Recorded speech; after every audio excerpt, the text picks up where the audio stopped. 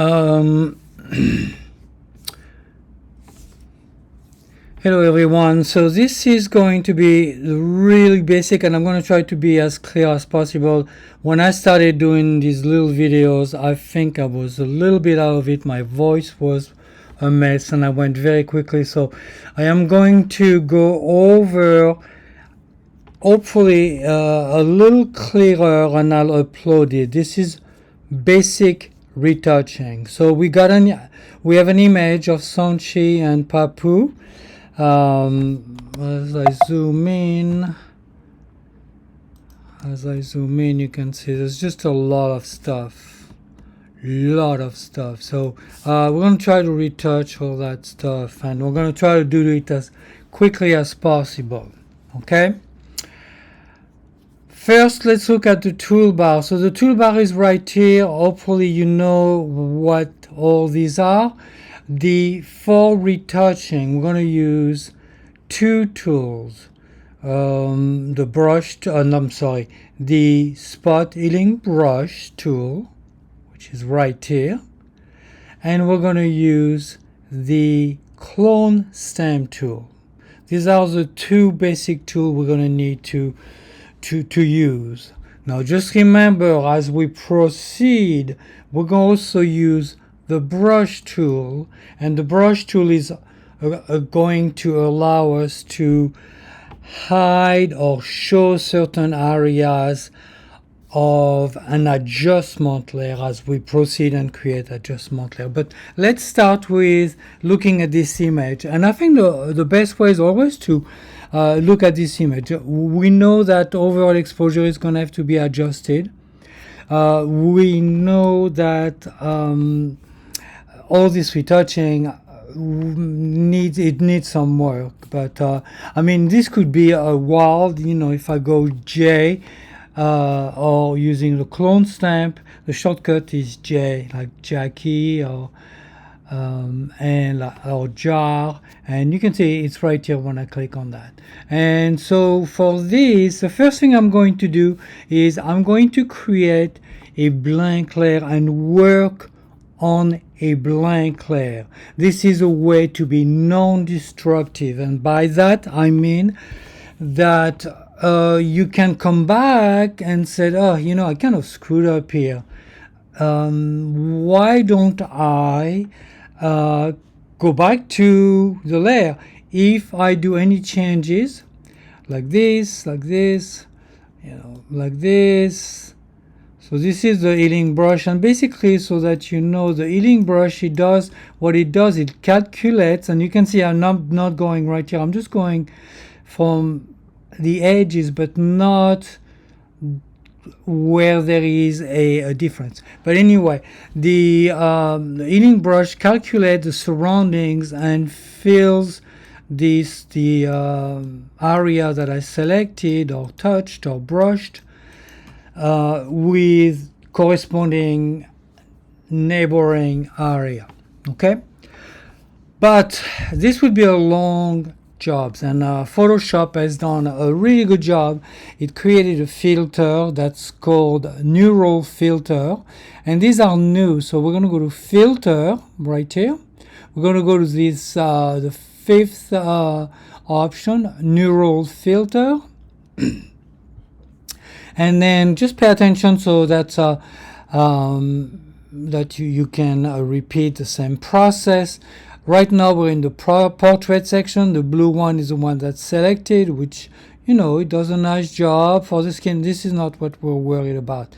We're looking for photo restoration, so I'm going to click on that, and you can see now it's blue, it's highlighted, and I want to make sure that scratch reduction, I'm gonna bring that up to, I don't know, 10-15, and you can see already the results are a little pretty big, but not quite there yet. So but that's fine. So we can get photo enhancement. Let's see if we can do this. Okay, this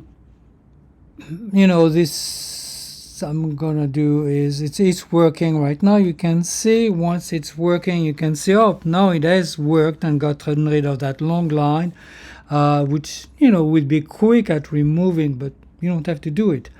So now what we want to make sure, and before we move and say, okay, we want to save this in a new layer. Output, new layer. So it's going to create a new layer so you can go back to the original, and we're being, again, non-destructive. Okay, and what I mean by that is you can always go back to the beginning. Okay, so I have my new layer option, and you can see current layer would affect everything on the current layer, which means when you save it you cannot go back. And having a new layer, we can decide this was crazy, this is too much, let's get rid of it. Okay, so let's click OK. It's going to take a minute, and now we can see. Now you can see there's a difference. Obviously this is before, and you can see that texture that we have from, I'm going to zoom in a little bit, from the film and the face. All this is much sharper, even though it's not that great in terms of sharpness, but you can see it's off a little bit. We're going to fix this in a minute, but honestly I would take this. Okay, the first thing I'm going to do is I am going to go around a little bit and add a blank layer. So please, I'm right here, I'm moving to the right, and I'm clicking on the plus sign, the next to the folder and next to the trash. In between those two are a plus sign, and we create a new layer. And you can see this layer is blank, it has no information. And at that point I'm going to go randomly. I use a space bar, and I hold it and turn into a hand, and I just go like this, and you can see it's a very messy. I didn't do a very good job, but that's okay. We'll just go very quickly, and you can see I'm just going very, very random, and basically just remove the biggest problem, and I may go use another way to fix this in a second, but I'll do a very quick job. Use the space bar again to move. Some little bit of stuff here, but this could be the wall, so I'm not gonna go crazy. A little bit here. Let's look if we have anything on Sanchi. Maybe on the pants here a little bit. And then you can see I'm viewing my image at 200%.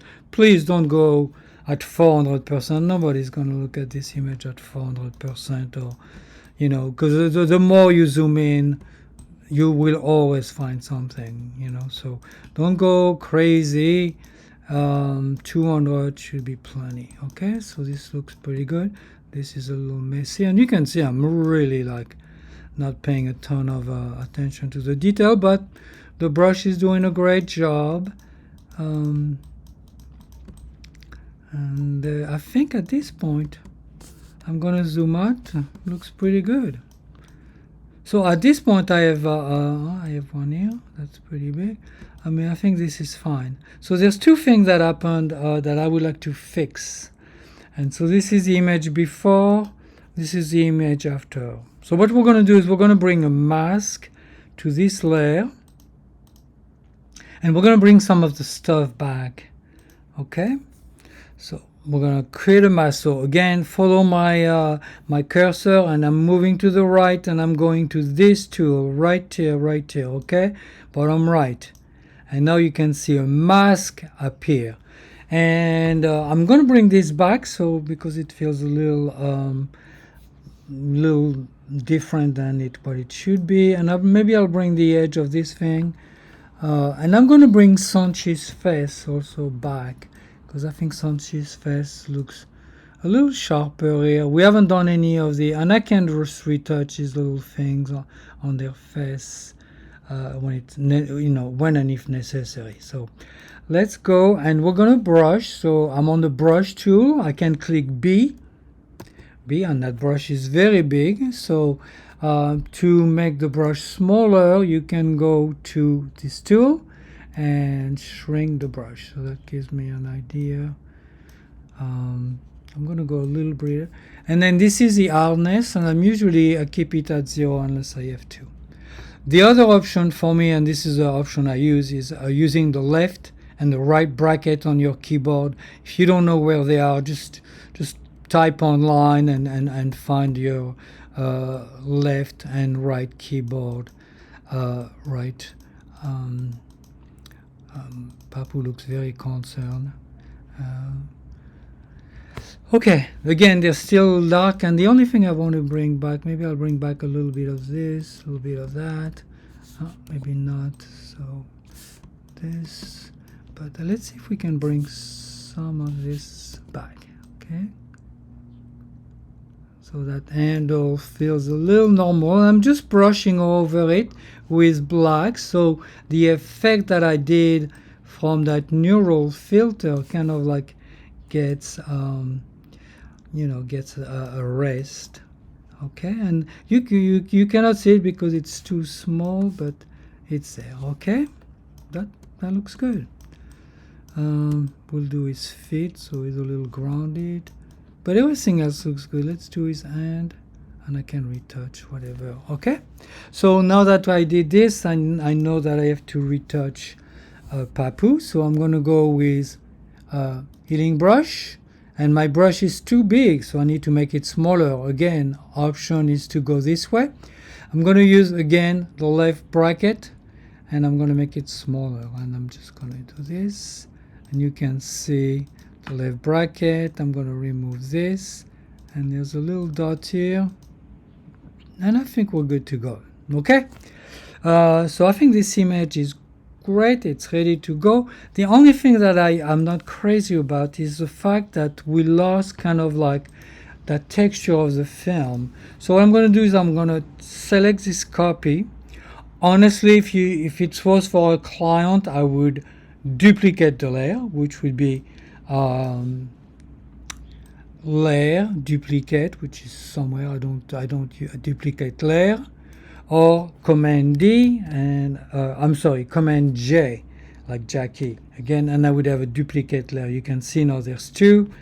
I'm gonna undo, so you can look at the layers on your right, undo, and then I'm gonna go redo. Okay, and I'm going to hide the bottom layer, and I'm gonna go to filter, add noise. And I think the noise worked out really good with a Gaussian and at 4.8, and it really feels like film. So I'm going to go with that. So this is, I'm going to put this underneath. So this is without the noise filter. This is with the filter, and this is where the film is. So this actually looks really good. It's not too long. And now we're going to go with some adjustment